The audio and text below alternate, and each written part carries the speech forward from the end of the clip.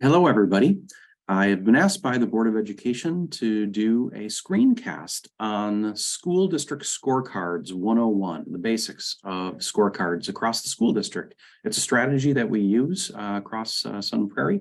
We've been doing this strategy, I think, for 7 years now, and it's worked well for us. And so here's a basic introduction to Scorecards 101 for the Sun Prairie Area School District. So the first thing that I want to just do is introduce what is a scorecard. A scorecard is a record, and the purpose of the record is to measure the achievement and progress toward goals across organizational capacities. And those organizational capacities can be different from organization to organization. The organizational characteristics or capacities that, say, a credit union might have is different than maybe what a school needs to have. And even from community to community, different communities expect schools to have different organizational capacities to be able to execute. And so sometimes those organizational capacities differ from community to community. Scorecards are based on a book by Robert Kaplan and David Norton. If you've heard us talk about the Kaplan and Norton style scorecard, their most recent, I think, book that really embodies what we try to do is called the Execution Premium. And I have been trained, Steph has been trained, and Janet has been trained and certified in the Norton and Kaplan Balanced Scorecard by a company called the Palladium Group. So all three of your superintendents are certified, have been certified in the Norton and Kaplan Balanced Scorecard. And so you've seen me do this slide. Organizations and especially schools can be confusing, where you've got different schools, different departments, even people that are pointed in different directions. So you might have a school board member that's pointed in one direction and a superintendent that may be pointed in a different direction. And then you've got a community that's pointed in one direction and maybe a school that's pointed in a different direction. And one of the things that is complex about this is that every person in these scattered arrows thinks that they're the person in the middle, and they're the person that is focused on the right direction, and everybody else is focused on the wrong direction. And I think what's complex about that is that it can be very confusing. It can be disorienting for especially leadership in an organization and employees in an organization. When you've got that many people pointed in different directions, but the person that each person feels like they're pointed in the right direction, and everybody else is pointed in the wrong direction around them.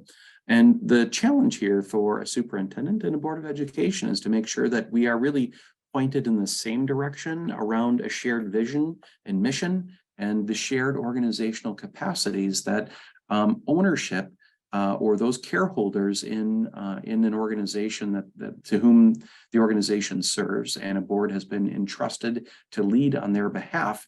That shared vision is where we should all be pointed in terms of where our arrows should be pointed. So this is the basis of the work of the Sun Prairie Area School District, and it is, it's called sort of a daisy chain. I've heard people describe it as lollipops, and so it really works for the purposes of just explaining this from left to right, although it's nonlinear in terms of like how it goes. And so I'm going to work from left to right, but if I were a superintendent entering a school district, I would really enter at a place where I could see there being some potential and some strength. And so on the left, you see community input. I think that is a place where you ground a shared vision. And so you can utilize a SWOT analysis to be able to capture what a community input is or a community expectation is. In fact, in the 2013-14 school year, this school district did SWOT analyses to establish the initial understanding of community expectations. You could do a future search. You could do a SOAR strategy, which is called Strengths, Opportunities, Aspirations, and Results. There are different methodologies to be able to tap into community expectations. And in Sun Prairie, we did a full-on framework refresh where we had a variety of different strategies that we utilized to tap into a better understanding of community expectations. From there, then, the board is in charge of taking those community expectations and solidifying them into ends policies, results policies. The way that we do that in Sun Prairie is through coherent governance and student result policies. And so the board then captures community expectations and student results policies and then holds the system accountable for making progress toward the board's student results policies which are really the community's expectations. Once the administrative team has the gift of understanding what those expectations are through student results policies, we will then wrap a strategic plan around that. The methodology that Sun Prairie utilizes to sort of like cascade a strategic plan is called the Balanced Scorecard, and that's what we just talked about. And so it's important for people to know that the way that a scorecard is couched is really in a series of nested systems that span everything from reporting transparency to your community to how you engage in understanding community expectations to even how the board holds the administrative team accountable for meeting those expectations. It's one sort of system that's couched in nested systems that span the entire organization. Once we have a better understanding of what it is we're looking to achieve, we can then begin to locate the highest confidence strategies that we can train our staff around through professional development, and then fix that cascade, meaning when we fix something that it is a required strategy that all 15 sites are required to do in order to meet the board's expectation in a student results policy, which is really the community's expectation when we tapped into community expectations. And so those are cascaded strategic strategies. At that point, then, if you are not supporting people to execute that strategy, sometimes it can not be executed. It can be maybe put off to the side and not be really done in a way that reflects the quality of the staff development that people have had around a strategy. And so we've found that we need to really support site and classroom execution. Examples of how we do that are 100-day plans or walkthrough tools or pacing guides. You've also heard us talk about adult learning frameworks or practice profiles. Those are all strategies necessary to support in schools and in classrooms the execution of strategies after our staff have been developed around those. And what we've also found is that that's not good enough, that we need to establish a collective intelligence among our staff about how it's going, how the strategy is not only being executed, but how it's working with our students. And so that term of establishing like a collective intelligence is called a cycle of inquiry, where the staff are going through sort of a plan, do, study, act cycle in trying to figure out whether the strategy is working properly with our students or with our families. And so we've used professional learning communities in order to do that. Another example would be like plan, do, study, act cycles or adaptive school strategies or measures of action. Those are all sort of vocabulary that's characteristic of a cycle of inquiry. And the last sort of like element of these nested systems is how we report back to the board and how we report back to the community, our progress or our lack of progress transparently. And so the way that we do that is through making our scorecards very transparent through stoplighting. And we present those twice a year to the Board of Education, and we also post those to our webpage. And I'll show you an example of that. We also do gallery walks where we can put on display a direct inspection of some of the strategies that we're trying to implement in schools and in classrooms in order to meet the board's expectations, which are really the community's expectations. And of course, we spend a lot of time on monitoring reports, which is the way that the board holds the administrative team accountable for meeting community expectations. And so there's also lots of other things that aren't strategy, but it's just the work that has to be done.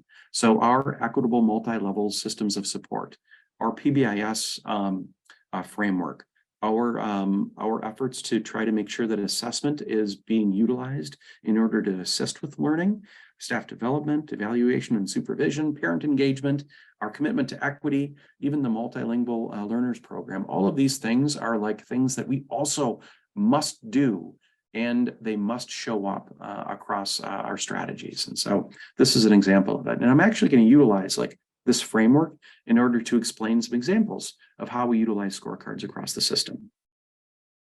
Like I said, this is nonlinear. So in complex systems where you have many different leaders across many different levels of a system, it just doesn't work cleanly. The journey from community input to results is just nonlinear. And there's often times where we take a couple of steps forward, and then we maybe take a step backward. And then we take a couple of steps forward, and then we may take 2 steps backward. Then we take 5 steps forward, or maybe something else happens like COVID and it gets us off track.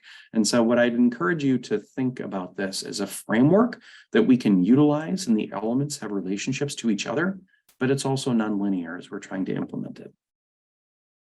So this is the alignment of the organization. So up here, you can see that the board establishes student results policies, which are really informed by community expectations. And the administrative team then tries to develop a strategic plan around those. Once the strategic plan is developed, we will then develop a school district scorecard, which is just a snapshot of what the strategic plan is in that year. You can look at our district scorecard on our webpage, and we'll actually do a mid-year update to the board where you can see the Stoplit school district scorecard for the 2022-2023 school year. All a district scorecard is it's the strategic plan with a snapshot of the data and the strategies that we're doing in that current year. Once we establish the district scorecard, then we cascade all of those fixed and flexed strategies to schools and to departments. So one of the fixed strategies, for example, is a communications playbook that each site has to be involved in implementing. A flexed strategy would be something like a family engagement plan, where there's not sort of a specific set of playbook elements to it. It's an expectation that sites complete a family engagement plan, but the formulation of it and the content of that site engagement plan is really based on that site leadership team, their work, and what they sort of put into the needs of parents at that site. And so this is what it looks like. So here's an actual example of it. So we've got student results policies. This is an example of the strategic framework. That's just like a sort of a 5-year strategic framework. This is the actual example of the 2022-2023 Sun Prairie Area School District Balanced Scorecard, which captures the metrics and also the strategies that we're implementing this school year necessary to meet the board's expectations that are couched in student results policies, which are really the community's expectations. From here, then, we cascade this to a site. So this is an actual snapshot of the C.H. Bird Elementary School Balanced Scorecard for the 2022-2023 school year. And so we fix that cascade from the board student results policies into the strategic framework, which is into the school district balanced scorecard for that given school year, into the site scorecard, if that makes sense. Now, a scorecard for Sun Prairie isn't new. Like I said, regarding the SWOT analysis that the Sun Prairie Area School District decided to develop a strategic plan in the 2013-14 school year, the year just before I got to Sun Prairie. And this is what it looked like, where it's established its vision and mission, and then also 4 organizational strategies that were important to the community at the time. And those were teaching and learning, workforce focus, how we engaged the community, and also how we went about having the facilities and then operations in the school district.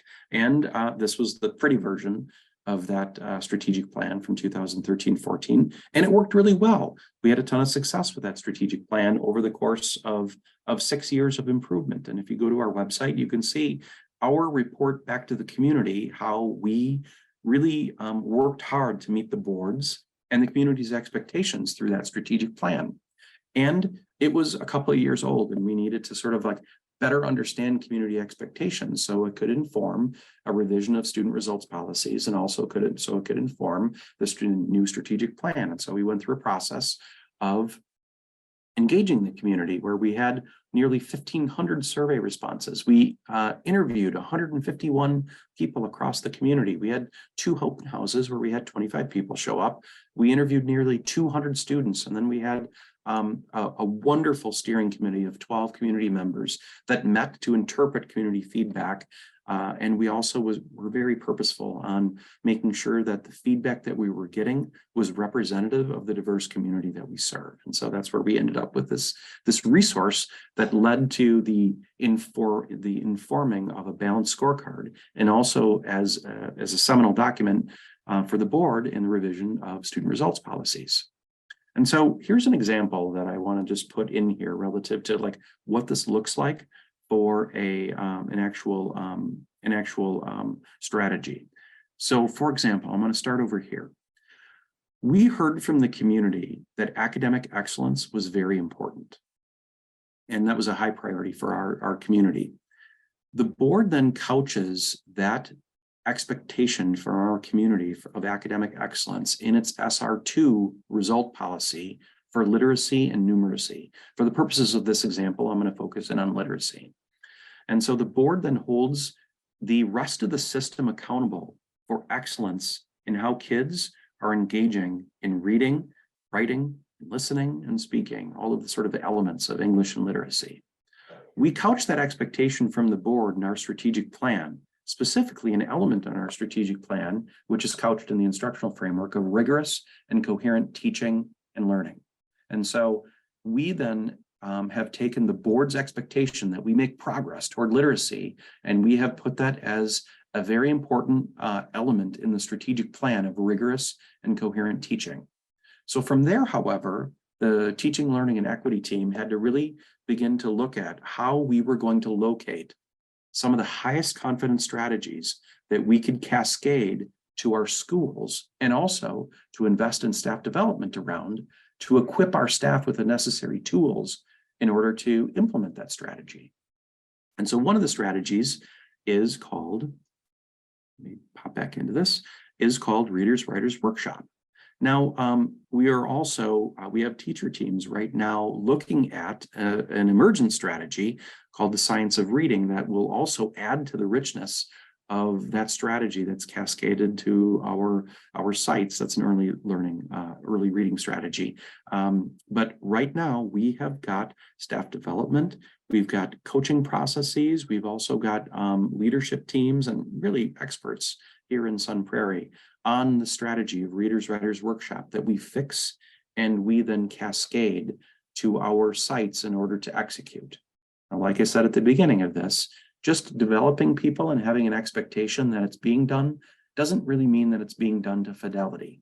And so what we need to do is we need to focus on strategy execution at schools and also in classrooms. And so the way that we supplement that is through 100-day plans and pacing guides and something that we've called practice profiles, which are really good resources in order to support our instructional coaches and our principals to make sure that the strategy is being executed in our classrooms and also in schools, that strategy is to the quality that honors the depth and scope of the staff development that we've invested in for our staff.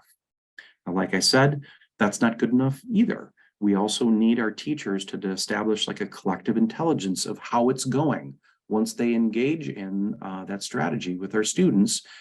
How did it work and what feedback do they have relative to assessments to let them know that it's working or not? And when it's not working, what will they change in order to meet student needs? Like I said, those are called cycles of inquiry. And so we've got professional learning communities. We've got committees of our equitable multi-level systems of support, analyzing how students are doing. If students are at a point where they might need to be considered to have a disability, we have LLT teams analyzing work, and we also have site leadership teams. And then again, we report back to our community and our board how it's going. We do so with scorecards through stoplighting. We also do gallery walks with our board. And then eventually that data that goes from our stoplit scorecards will eventually end up being in our monitoring reports that we report back to the board and community on. So that's an example on literacy. The next example that I'd like to queue up is one that is on communication. And so when we went to the community, we heard from the community that they value engagement and they value communication.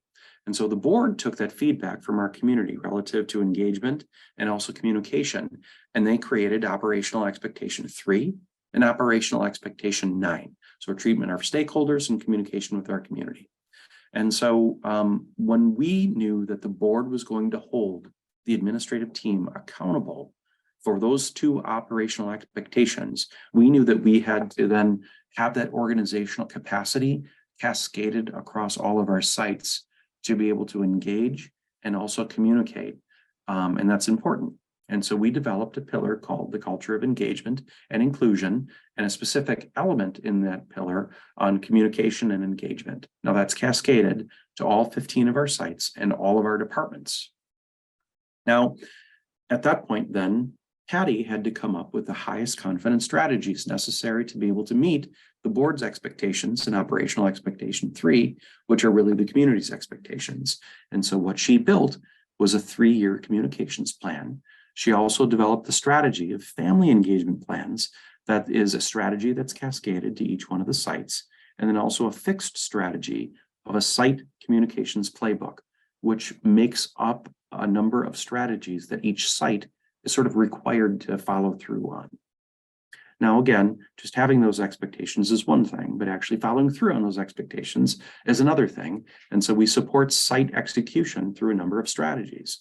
The first one is that Patty rounds with each one of the principals twice per year, where she comes and she says, so here are the expectations in the playbook. How is it going for you? Do you have the resources necessary to be able to do this? What questions or ambiguities do you have? What are your obstacles? And how can I support you in order to meet these expectations that the board has and our community has? Patty also has a baseline and follow-up survey check-ins to make sure that what is happening there is working. From there, then, site leadership teams will take a peek at that data along with Patty to try to figure out whether this is working or not. If it's not working, we have to and then implement mitigating strategies in order to try to figure out why it's not working.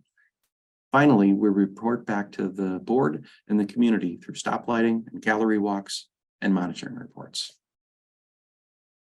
The next example that I'd like to talk about relative to scorecards is an example that is in the second pillar, which is the community's expectation that we have exceptional and diverse staff in our buildings and also at the district support center. And so the board has captured this expectation of exceptional and diverse staff that we retain and recruit in operational expectation 4. In the strategic plan, we have recognized the board's expectation of this system through the pillar of a culture of engagement and inclusion, and a specific element in there called exceptional educators and staff. From there, then, the HR department needed to begin to locate the highest confidence strategies necessary to meet the board's expectations, couched in operational expectation 4, which are really the community's expectations that we have exceptional and diverse staff. And so Chris Sadler and his team started to develop strategies that we could utilize not only at the district level, but also at site levels in order to meet the board's expectations, which are really the community's expectations. And so we have diverse staff recruitment strategies. We've got site employee engagement plans. One thing that is a fixed strategy that all departments and all schools must engage in is a strategy called stay interviews. We partner with the Board of Education that has designated compensation and benefit plans as a matter reserved for board action. So we partner with the board in this element in trying to make sure that our compensation plans and also our benefit plans are such that it is a reason that we can attract and retain staff in the Sun Prairie Area School District. And we also invest in wellness support to make sure that the well-being of our staff is being taken care of. And we do so by partnering with our service provider for Real Living, which is our EAP. We also partner with the city of Sun Prairie to make sure that we have a wellness clinic. And then we have hired Karen Richmond, who does a wonderful job making sure that there's ongoing ways that our staff can engage in well-being. So this is then rounded twice per year by Chris Sadler, along with the compensation committees that we've set up for not only compensation and benefit plans, and also the wellness programming. At that point, then we have site leadership teams look at elements of that, along with the board, and then also the cabinet looking at how this is working. And from there, then we stoplight it, we do gallery walks on it, and we report back to the board in monitoring reports. Now, where scorecards come up for all of this is inside of the black box. And so if you're asking, what do scorecards do? Scorecards are the framework where we measure our impact on those organizational strategies. And we also look at how it's being implemented. And so if you're looking at our strategies to try to meet the board's expectation for operational expectation 4. Inside the black box here are really what represents our work for scorecards. If you're looking at our efforts to try to communicate and engage with our community, inside the black box here represents what scorecards delineate for our site leaders and also our department leaders. If you're looking for our work and to try to meet the board's expectation for SR3 for literacy, it's really inside the black box. So if you peeked into and took a look at scorecards, what you would see are those elements of the metrics, the cascaded strategies, the elements of trying to then monitor the execution of it, the support for cycles of inquiry and developing a collective understanding of it. And then of course we stoplight it and we use that to post on our webpage and report that back to the board twice per year. So you can look at our school district webpage where we've got a ton of scorecard transparency.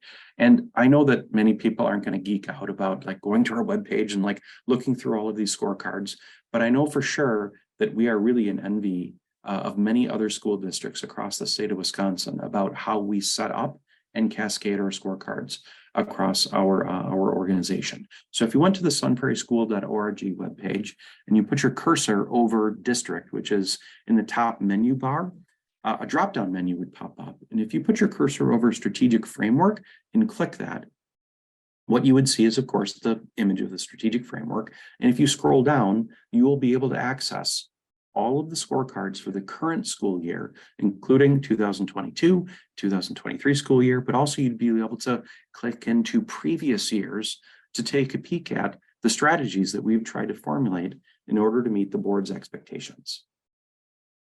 So I know this has been a lot. I love talking about it, and I think you can tell that I love talking about this.